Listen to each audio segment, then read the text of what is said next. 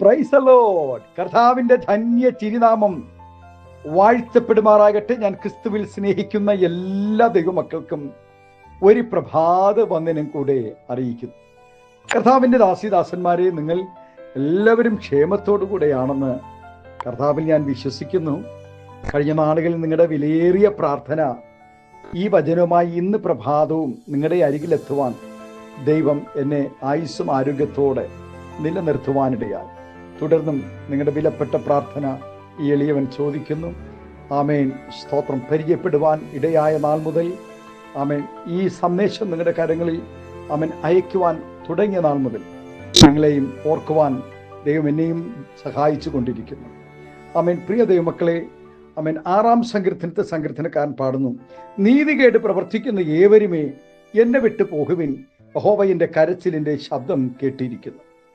കരഞ്ഞുകൊണ്ട് ഈ ലോകത്തിലേക്ക് വരുന്ന മനുഷ്യന് ജീവിതത്തിൽ ഏറിയ പങ്കം കരച്ചിലിൻ്റെയും കണ്ണുനീരിൻ്റെയും അനുഭവങ്ങൾ തന്നെയാണ് നേരിടേണ്ടി വരുന്നത്. യോബ് പറയുന്നത്, സ്ത്രീ പ്രസവിച്ച മനുഷ്യൻ അല്പായുസുള്ളവന് കഷ്ടസമ്പൂർണനുമാകുന്നു. തീപ്പൊരി ഉയരെ പറക്കും പോലെ മനുഷ്യൻ കഷ്ടതയ്ക്കായി ജനിച്ചിരിക്കുന്നു എന്ന്. ഒരുവന്റെ ജീവിതത്തിൽ ഉണ്ടാകുന്ന സുഖങ്ങളെക്കാൾ എത്രയോ മടങ്ങാണ് താൻ അനുഭവിക്കുന്ന ദുഃഖങ്ങളും പ്രയാസങ്ങളും കണ്ണുനീരും. നമുക്ക് ചുറ്റും കരച്ചിലിൻ്റെയും നിലവിളിയുടെയും എത്രയെത്ര ശബ്ദങ്ങളാണ് നാം കേട്ടുകൊണ്ടിരിക്കുന്നത്.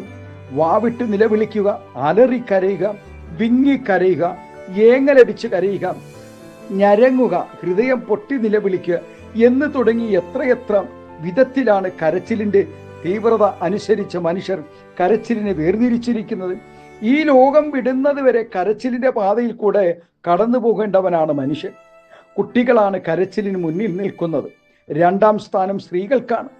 തങ്ങൾ ആഗ്രഹിക്കുന്ന കാര്യങ്ങൾ നേടിയെടുക്കുന്നതിന് അവർ ബലഹീനരാകയാൽ അവരുടെ ഉദ്ദേശങ്ങളും ആഗ്രഹങ്ങളും നേടിയെടുക്കുന്നതിനും മറ്റുള്ളവരുടെ ശ്രദ്ധ തങ്ങളിലേക്ക് തിരിച്ചു അവരെ കൊണ്ട് കാര്യം സാധിപ്പിക്കുന്നതിനുമായിട്ടാണ് ഈ കൂട്ടർ കരയുന്നത്.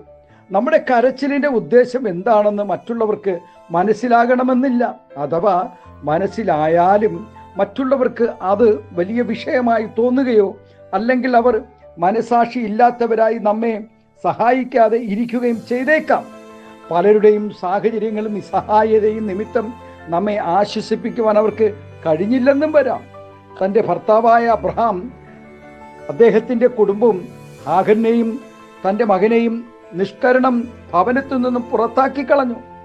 മരുഭൂമിയിൽ വിശന്നും ദാഹിച്ചും വലഞ്ഞ് ആ അമ്മയും മകനും തങ്ങളുടെ ജീവനും നിലനിൽപ്പിനും വേണ്ടി ദൈവത്തോട് വളരെ കരഞ്ഞു. ആ നിലവിളി ദൈവം കേൾക്കുകയും അവർക്ക് വേണ്ടി അത്ഭുതം പ്രവർത്തിക്കുകയും ചെയ്തു. തലമുറകൾ ജനിക്കാത്തത് നിമിത്തം നിന്ദകളും വേദനകളും അനുഭവിക്കുന്ന അനേക ദമ്പതികൾ ലോകത്തിലുണ്ട്. എന്നാൽ ചില തീരുമാനങ്ങളോടും നിലവിളികളോടും കൂടെ ദൈവസനിൽ കരഞ്ഞ അനേകരുടെയും കരച്ചിലിൻ്റെ ശബ്ദം ദൈവം കേട്ട് മറുപടി കൊടുത്തതായി തിരുവചനത്തിൽ രേഖപ്പെടുത്തിയിരിക്കുന്നു.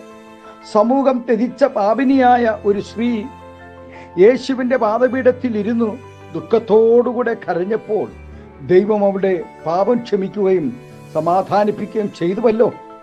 നെഹമ്യാവും പ്രവാസത്തിലായിരുന്ന ജനങ്ങളും ആലയത്തിൻ്റെ തകർച്ചയെ ഓർത്ത് ഉപവസിച്ച് ദൈവമുമ്പാകെ കരഞ്ഞപ്പോൾ ദൈവം അവരുടെ പ്രാർത്ഥനകൾക്ക് മറുപടി കൊടുത്തു ആമേൻ സ്തോത്രം അവരെ മാനിപ്പാനിടയായി.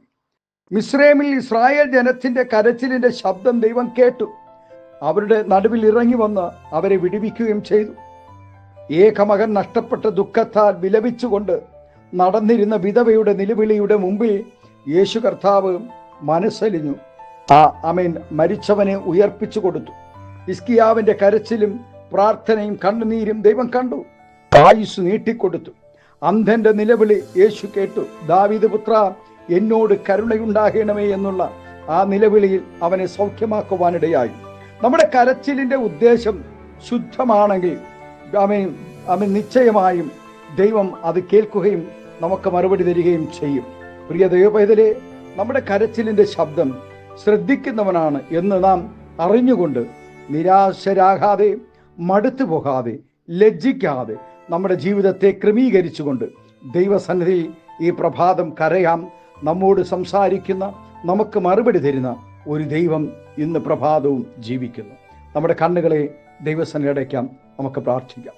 നമ്മുടെ പ്രാർത്ഥനയുടെ മറുപടികൾ ആമേസ്തോത്രം എത്തുവാൻ സമയമായി. അതെ, നിന്റെ കരച്ചിലിൻ്റെ മറുപടികൾ ലഭിക്കുവാൻ സമയമായി. തലമുറയില്ലാതെ ഭാരപ്പെടുന്നുവോ? ഉപജീവനമില്ലാതെ ഭാരപ്പെടുന്നുവോ? ഭവനമില്ലാതെ ഭാരപ്പെടുന്നുവോ? കടബാധ്യത കൊണ്ട് നടുവിൽ നീ ലജ്ജിച്ച് കരയുന്നുവോ? ഏതൊക്കെ വിഷയത്തിനു വേണ്ടി ഇന്ന് പ്രഭാതം കരയുന്നുവോ? ആ കരച്ചിലിൻ്റെ ശബ്ദം ദൈവം കേൾക്കും, അതിന് സംശയം വേണ്ട. കണ്ണുകളെ അടയ്ക്കാം. പരിശുദ്ധ പിതാവേ, നല്ല ദൈവമേ, സ്നേഹവാനായ ഞങ്ങളുടെ നല്ല കർത്താവേ, ആമേൻ, ഭക്തന്റെ നിലവിളി കേട്ട് മറുപടി നൽകിയ ദൈവം, ആമേൻ, ദൈവജനത്തിന്റെ നിലവിളി കേട്ട് ആമേൻ മറുപടി നൽകിയ ദൈവം, ഈ പ്രഭാതം അങ്ങയുടെ ദാസിദാസന്മാരുടെ നിലവിളി കേട്ട് മറുപടി നൽകുന്ന ഒരു ദൈവം ഞങ്ങൾക്കുണ്ടെന്ന് ഒരു പ്രഭാതം കൂടെ ഞങ്ങൾക്ക് രുചിച്ചറിയുവാൻ ദൈവം തന്ന വിലയേറിയ ഭാഗ്യത്തിനായി സ്തോത്രം ചെയ്ത്, ഇതിന് മുഖാന്തരങ്ങൾ ഒരുക്കുന്ന എല്ലാ ദൈവകരങ്ങൾക്കായി സ്തോത്രം ചെയ്തു. നാഥാ, ഈ പ്രഭാതം ദൂരത്തും ചാരത്തും രാജ്യത്തിനകത്തും പുറത്തുമായി കർത്താവെ നിലവിളിക്കുന്ന അമ്മ ദേശത്തിന് വേണ്ടി, രാജ്യങ്ങൾക്ക് വേണ്ടി, അമ്മ തലമുറകൾക്ക് വേണ്ടി, കർത്താവെ അമ്മൻ വിശ്വാസ പോർക്കളത്തിൽ അമ്മൻ അനേക ദൈവക്കുഞ്ഞുങ്ങൾ നിലവിളിയോടെ അമ്മൻ ഇന്ന് പകൽക്കാലമായിരിക്കുമ്പോൾ എൻ്റെ സ്വർഗത്തിലെ ദൈവം അവിടെ നിലവിളി കേട്ട് മറുപടി നൽകി ആദരിക്കണം, അനുഗ്രഹിക്കണം. ഈ ഭൂമിയുടെ സകലവിധമായ എല്ലാ അനുഗ്രഹങ്ങളും പകരണം, സ്വർഗീയ കൃപാവരങ്ങൾ നൽകി ആദരിക്കണം, മഹത്വം പങ്കെടുക്കണം. യേശുവിൻ്റെ നാമത്തിൽ കൃപയോടെ പ്രാർത്ഥന കേൾക്കണമേ, സ്വർഗീയ നല്ല പിതാവേ. ആമേൻ, ആമേൻ. Thank you. God bless you. ദൈവം എല്ലാവരെയും ഈ പ്രഭാതം ധാരാളമായി അനുഗ്രഹിക്കട്ടെ. Thank U.